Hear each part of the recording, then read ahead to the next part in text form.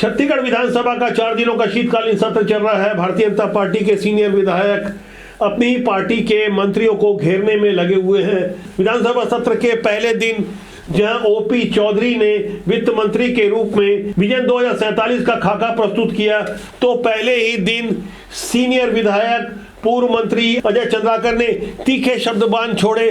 दूसरे दिन भी नजारा कुछ ऐसा ही रहा। भारतीय जनता पार्टी के सीनियर विधायक पूर्व विधानसभा अध्यक्ष धर्मलाल कौशिक ने सैनिटरी पैड का मुद्दा उठाया, तो पुरानी मंत्री रेणुका सिंह ने भी टावर का मुद्दा उठाकर अपनी पार्टी के सरकार को घेरने में कोई कोर कसर नहीं छोड़ी। तो 2000 में 21,000 करोड़ रुपए थी, वो आज 5,67,000 करोड़ रुपए 2024 तक पहुंच गई थी। 5,67,000 करोड़ रुपए 2024 तक पहुंच गई थी।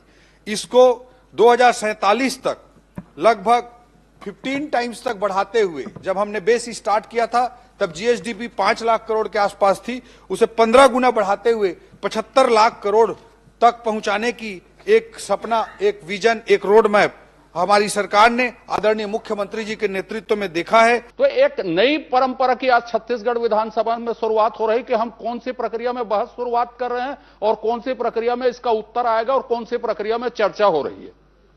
तो इसलिए यह स्पष्ट हो जाना चाहिए था कि आखिरी में मंत्री जी उत्तर देंगे तो मैं उस तरह से बोलूंगा, यदि मुझे अपनी बात रखनी है तो मैं उस तरह से बोलूंगा, सुझाव देना है तो मैं उस तरह से बोलूंगा।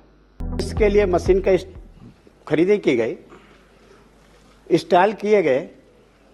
वास्तविक में यह है कि वो मशीन चल ही नहीं रही है और खराब स्थिति में है, ना उसके मेंटेनेंस के कोई प्रावधान किए हैं।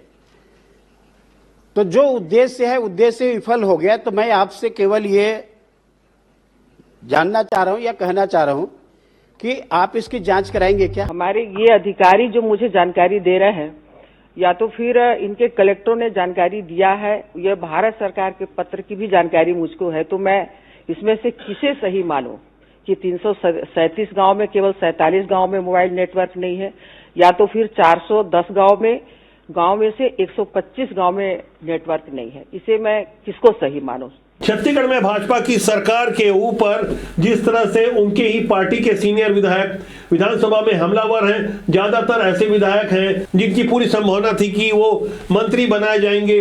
तमाम अनुभवों के बावजूद नए दौर की भारतीय जनता पार्टी ने नए लोगों को मौका दिया, लेकिन विधानसभा की कार्रवाई को देखकर अंदर खाने खूब चर्चा हो रही है कि आखिर सीनियर विधायक बार बार ऐसा क्यों कर रहे हैं, अपनी ही पार्टी की सरकार को घेरने में कोई कोर कसर नहीं छोड़ रहे हैं। वैसे तो ये लोकतंत्र का खूबसूरत नजारा है, लेकिन कांग्रेस को भी यहां से खुश होने का मौका मिल गया। अंदर खाने की कुछ बातें आगे हम राष्ट्रबोध के विश्लेषण में विस्तार से आपको बताएंगे। देखते रहिए राष्ट्रबोध। नमस्कार।